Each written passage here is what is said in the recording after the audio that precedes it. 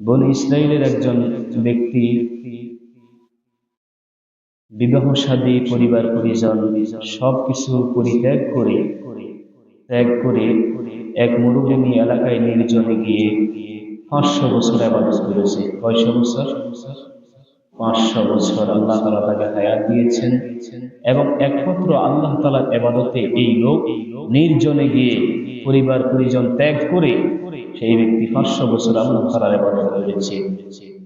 অতঃপর কিয়ামতের মাঠে যখন কিয়ামত কায়েম হয়ে গেল, এটা কে বর্ণনা করতেছে? রাসূলুল্লাহ সাল্লাল্লাহু আলাইহি ওয়াসাল্লাম কিয়ামতের ঘটনাটা আগে কি করছেন? বর্ণনা করতেছেন যে কিয়ামত যখন কায়েম হবে তখন ওই ব্যক্তিকে আল্লাহ তাআলা ডাক দিবেন আর বলবেন, যাও, আমি আমার দয়ায়, আমি আমার অনুগ্রহে, আমি যে ক্ষমাশীল, আমি যে মাফ করি, এই দয়ায় তোমাকে আমি মাফ করে দিলাম। সুবহানাল্লাহ।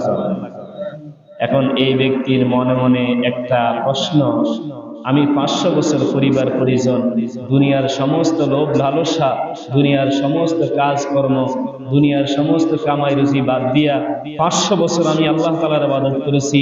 আমি তো আমার 500 বছর ইবাদতের অ্যাকশন দিয়া, ইবাদতের সওয়াব দিয়া, আমল দিয়াই আমি জান্নাতে যাইতে পারি, তাহলে আল্লাহ তাআলার দয়ার কি প্রয়োজন? তাকে বুঝছেন? এটা ওই ব্যক্তির মনের মধ্যে এই প্রশ্নটা জাগলো। আর প্রত্যেকটা মানুষের মনে কি জাগে ওইটা তার মনে জাগার আগেও জানে কে? আল্লাহ তাআলা। আল্লাহ তাআলা ওই ব্যক্তির মনের এই প্রশ্নটা ওই আল্লাহ তাআলা জানলো এবং আল্লাহ তাআলা ওই ব্যক্তিকে উদ্দেশ্য করে বলল, তুমি কি চিন্তা করছো? তুমি কি এটা চিন্তা করছো যে 500 বছর তুমি দুনিয়ার সমস্ত কাজকর্ম, কামাই রুজি, লোভ লালসা, পরিবার পরিজন বাদ দিয়া 500 বছর ইবাদত করেছো, সেই ইবাদতের সওয়াব দিয়ে তুমি জান্নাত পাওয়ার প্রাপ্য? আচ্ছা ঠিক আছে, ও ফেরেশতারা, একটা কাজ করো, এই লোককে তোমরা জাহান্নামের 500 বছরের রাস্তার দূরত্ব থেকে একটু ঘুরে নিয়ে আসো। সুবহানাল্লাহ। জাহান্নাম থেকে 500 বছরের দূরত্ব। কত? 500 বছরের দূরত্ব থেকে একটু ঘুরে নিয়ে আসো। তো ওই ফেরেশতারা এই লোককে জাহান্নামের 500 বছর দূরত্বের রাস্তা থেকে একটু ঘুরে নিয়ে আসছে। এই ব্যক্তির এত পানির পিপাসা হলো, এই ব্যক্তি জান বেরিয়ে যাওয়ার অবস্থা। কিন্তু চরম সত্য কথা হচ্ছে, আল্লাহ তাআলা কবরে বারজাখের জীবনে মানুষকে যখন জাগাবেন বা তার রূহটাকে যখন দিবেন, এরপরে থেকে আর কোনো মৃত্যু হবে না। এই মৃত্যু দুনিয়াতে একবারে হয়েছে, এরপরে আল্লাহ তাআলা মানুষকে জীবন দিবে, এরপরে আর কোনো মৃত্যু নাই। জাহান্নামে গেল মৃত্যু নাই, জান্নাতে গেল কি নাই? মৃত্যু নাই। কিন্তু এই ব্যক্তি মরণের ভয় করছে। কি করছে? মরণের ভয় করে এই ব্যক্তির এখন পানির প্রয়োজন। তখন এই ব্যক্তি এভাবে পানির জন্য ছুটাছুটি করতেছে আর দেখতেছে একজন লোক এক গ্লাস পানি নিয়ে, মাত্র এক গ্লাস পানি নিয়ে এক ব্যক্তি দাঁড়িয়ে রয়েছে তার রাস্তায়। তখন এই ব্যক্তি দৌড় দিছে ওই লোক থেকে পানি নিয়ে তাড়াতাড়ি খাবে, কিন্তু ওই লোক বলে, না, এমনি এমনি মুক্ত তোমাকে পানি দেওয়া যাবে না। পানি দিতে হলে কি করতে হবে? বলতেছে, পানি যদি পেতে চাও তাহলে 500 বছর ইবাদতের সওয়াব আমাকে দিতে হবে। সুবহানাল্লাহ। অর্থাৎ তোমার যা নেক আমল আছে, যা সওয়াব আছে, তুমি এই এক গ্লাস পানি ওই সওয়াবের বিনিময়ে নিতে হবে। বলছেন, নিয়ে যাও, সব নিয়ে যাও, তারপর আমার এখন পানির প্রয়োজন, আমাকে পানি দাও। ওই ব্যক্তিকে সওয়াব দিয়ে দিল, ওই ব্যক্তি পানি নিয়ে দিল।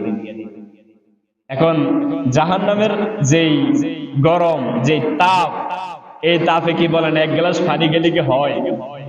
এক গ্লাস পানি খাওয়ার পরে তার তৃষ্ণা তো নিবারণ হয় নাই। এখন পানি সমস্যা নাই, পানি রেডি আছে। কি রেডি নাই? সওয়াব নাই তার কাছে। আর কি নাই? ওই যে পানি পাওয়া যে টাকা দরকার, সওয়াব নামে যে টাকা দরকার, ওই টাকাটা নাই, পানি কিন্তু রেডি। তখন এই ব্যক্তি পানির জন্য আবার ছটফট শুরু করেছে। তাকে আল্লাহ তাআলার দরবারে হাজির করা হলো। হাজির করা হলে আল্লাহ তাআলা তাকে প্রশ্ন করে যে, তুমি যে বলেছিলা তুমি 500 বছরের ইবাদত দিয়া তোমার জান্নাতে যাওয়া তো এমনিই কি সম্ভব, আসলে কি সম্ভব কিনা? এক গ্লাস মাত্র পানির বিনিময়ে তুমি তোমার সমস্ত 500 বছরের ইবাদত তার কাছে বিক্রি করে দিয়েছ। এইভাবে তোমার পানির তো পিপাসা নিবারণ হয় নাই, এরপরে পানি পাইতে হলে তোমাকে কি আরো কত হাজার বছর ইবাদতের দরকার।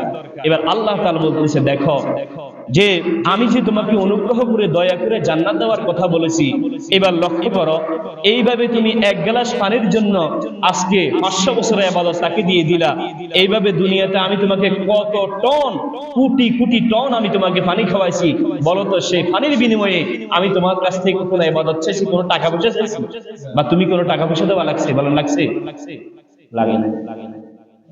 আচ্ছা, পানি ছাড়া কি আর কিছু খাইছে সেই ব্যক্তি দুনিয়াতে? আরো কিছু খাইছে না?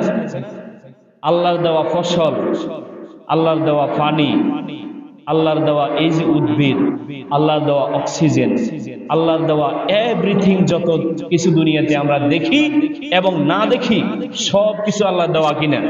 তাহলে এই ব্যক্তি সবগুলা ভোগ করছে কিনা? তাহলে এক গ্লাস পানির জন্য যেহেতু 500 বছরের ইবাদত দেওয়া লাগছে, তাহলে তাকে যদি টাকা দিয়ে সেগুলো কিনতে হইতো, কত হাজার কোটি টাকা দেওয়া লাগবে, ঠিক কিনা? তাহলে আল্লাহ তাআলা, এটা হচ্ছে শুধু খাওয়ার বিষয়। আল্লাহ তাআলা যে দুইটা চোখ আমাদেরকে দিয়েছে, যেটাকে অমূল্য সম্পদ বলা হয়, এই দুইটা চোখ আপনাকে কেউ যদি বলে তোমাকে কোটি টাকা দিবে তোমার চোখটা আমাকে দিয়ে দাও, কত টাকা দিলে দিবে না?